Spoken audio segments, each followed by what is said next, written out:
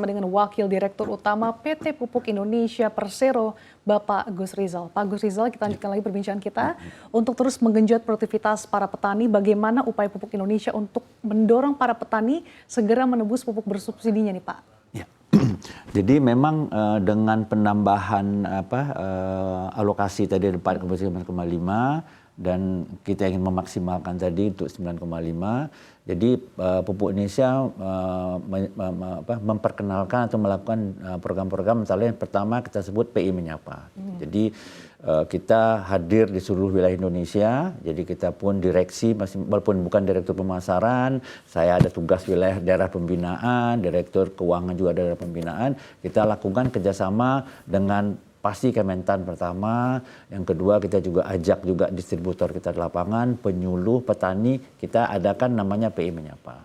Di situ kita diskusikanlah apa sih permasalahan-permasalahan di lapangan. Itu yang harus kita selesaikan. Jadi kalau ada masalah, nanti Kementerian Pertanian, dalam hal ini Direktur Pupuk dan Pestisida langsung menyelesaikan masalah itu. Nah itu kita bisa tahu, termasuk juga kita, kenapa nih petaninya nggak datang.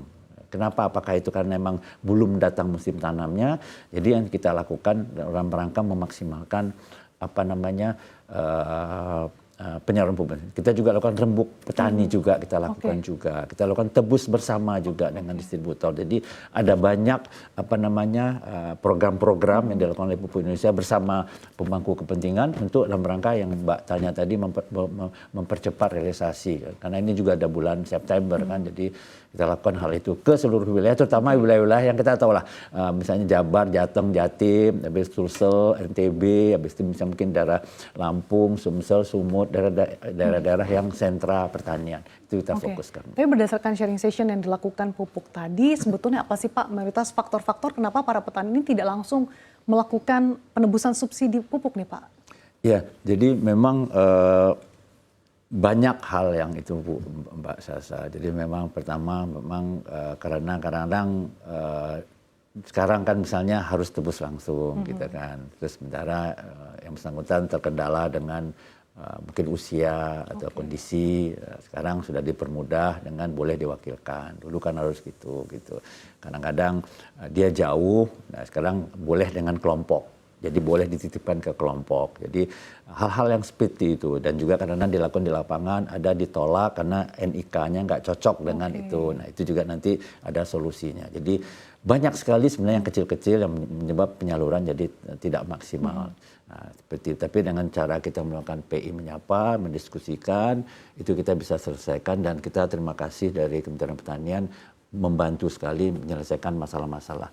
Karena itu tadi, karena ada perbaikan tata kelola, tapi kadang-kadang perbaikan itu belum tentu efektif di daerah tertentu gitu. Tidak bisa diterapkan di semua daerah gitu. Kan harusnya pupuk itu untuk petani, satu petani, tapi dia sakit, udah tua kan biasa dititipkan kan gitu. Dan kadang harus sama namanya, ada NIK-nya, titiknya, itu juga kadang-kadang itu sekarang sudah ada solusinya. Terkait dengan data Pak, apakah ini juga masih menjadi isu yang menjadi concern? Ya, memang sebenarnya kan basisnya adalah CPCL kan, calon petani, calon lahan. Cuma memang sekarang itu kan data petani itu kan sebenarnya kan kalau gini, kami menyalurkan pupuk di sini dua. Ketentuan kami banyak, tapi yang penting kita menyalurkan dari pabrik kami sampai ke kios kami itu ada peraturan Menteri Perdagangan. Tapi kalau dari kios kami ke petani itu peraturan Menteri Pertanian. Nah di situ disebutkan yang berhak tuh misalnya yang lahannya kurang dari 2 hektar, dia ada berkelompok kan gitu. Nah mendaftarlah mereka kan gitu. Nah tapi kan kadang-kadang mereka itu berubah profesi kan gitu, atau mereka itu misalnya lahannya tidak sama. Gitu. Jadi data memang yang terus kita juga merasa ada beberapa kadang-kadang petani itu tidak menebus. Ya, nah itu yang sekarang pemerintah, Kementerian Pertanian, Kemenko Perekonomian dan Kementerian Keuangan fokus masalah penyempurnaan data ini. Jadi sekarang pun dibantu, kemarin kita rapat di Pokja Pupuk, dibantu oleh BPKP untuk mereview lagi nih petani-petani yang tidak menebus ini statusnya seperti apa, apakah dia memang sudah tidak lagi. Jadi memang data menjadi penting Pak, karena kalau data nggak tepat, itu juga nanti akan berakibat salah salur atau kalau nggak tepat pun nggak maksimal penyaluran. Oke, sejauh ini mengacu pada data di Kementan berarti Pak? Iya, data Kementan dan data Kementerian Dalam Negeri juga. Oke. Pak Gus Rizal tadi kan juga sempat dibacakan juga informasi terkait ada wacana pengubahan dari skema penyaluran subsidi pupuk ke BLT. Nah, kalau melihat faktor-faktor tadi ternyata masih ada beberapa petani yang tidak langsung melakukan penebusan pupuk. Apakah Anda menilai bahwa wacana ini cukup efektif untuk bisa pada akhirnya mengenjot produktivitas lahan? Memang kami kita menurut kita masih ada satu yang harus kita selesaikan. Jadi kalau tadi kan BLP atau BLT ini kan untuk pupuk bersubsidi, bukan komersial yang tadi. Nah, perlu kita kami melihat ada dua mazhab nih ya. Jadi kalau pupuk subsidi untuk orang miskinkah atau untuk produktivitas kah gitu. Oke, jadi Ya ada kan? dua hal yang berbeda ya Pak? Dua hal yang berbeda gitu. Nah, kalau sekarang kalau kita lihat istilahnya yang layer-layer itu, yang orang miskin berapa itu kan untuk orang miskin gitu.